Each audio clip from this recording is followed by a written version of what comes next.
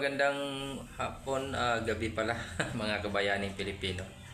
Andito na naman tayo ngayon para magbigay komento doon sa komento at reactions regarding doon sa binitawan na salita ng President ng South Korea na umanay winidraw niya yung pagpapautang sa atin regarding sa mga breaches ng 28.7 billion, I think 28 or 27.8 billion, something ganon na para sa mga tulay yun dito sa Pilipinas, para punduhan yung mga magagarang tulay na inano ng Pilipinas So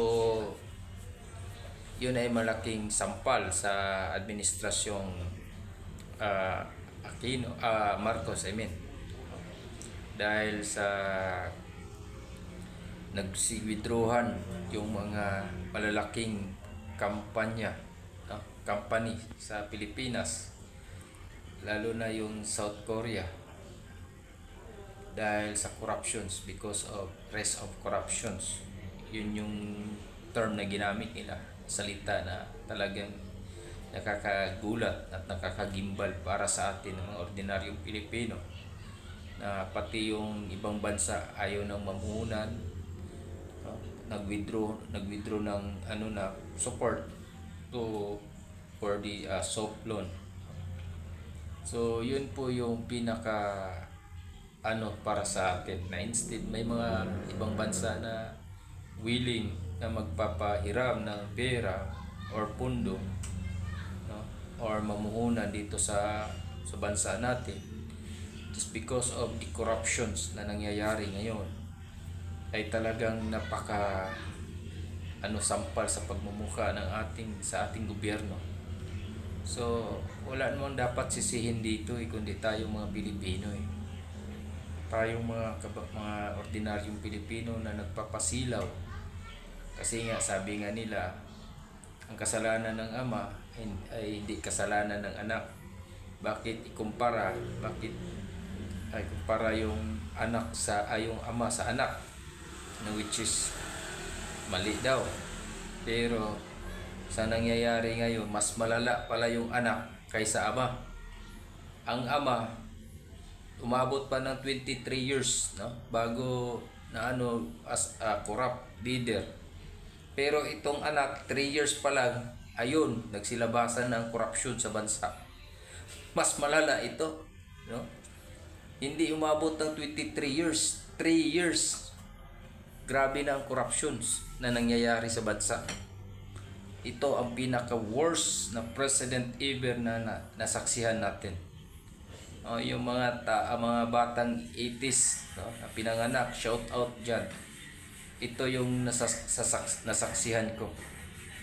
Akala ko yung kwento-kwento ng mga matatanda noon na magaling yung ama, magpapalakad, ganito, ganyan, maraming mga natulungan. Kaya naniwala tayo, sapagkat ang dugong Marcos na nananalaytay sa kanyang katawan, na akala natin ay mamamana niya galing sa kanyang ama. Pero ang pagiging Marcos pala ay walang isang salita. Di kagaya ng ama niya na may panindigan, ay sa isang salita, may dignidad sa pagkatao. Ito, tingnan mo nga nung in-interview siya about sa pinsan niya. Mas gusto niya pang isib yung pinsan niya, gala ng pinsan niya at yung saldi ko. Iwan kung ano yung meron sa utak niya. Pag mga ganun, dapat, di ba, wala siyang sinisino. Kahit pamilya niya matamaan, basta involved sa corruptions din. They should implement the rules of law, kasi siya yung head of states Siya yung Pangulo ng Republika ng Pilipinas. Kaya kailangan manindigan siya. Pakita niya na wala siyang pinapanigan. Hindi. Dapat nga pinapatanggal na niya yung pinsan niya dyan. Magkaroon na sila ng revamp dyan kasi ito, marami siyang mga kaalyado dyan, di ba, sa Kongreso. Tingnan mo nga si Pangulong Duterte o si Alvarez, tinanggal, pinalitan. Kasi nga, nagkaroon pa nga ng sharing of terms. No? Sila Cayetano at saka sino yan? Si Villapuerte ba yun? Yun yung pinaka talaga. Dapat magkaroon ng isang salita ang isang presidente ng bansa. May panindigan para kagaya niyan. Maraming nagsiwidruhan. No? Di ba yan kahiyan, sampal sa ating pagkatao na tayong mga Pilipino hindi na pinagkakatiwalaan. Maraming mga bansa na hindi na magtitiwala because of the corruptions.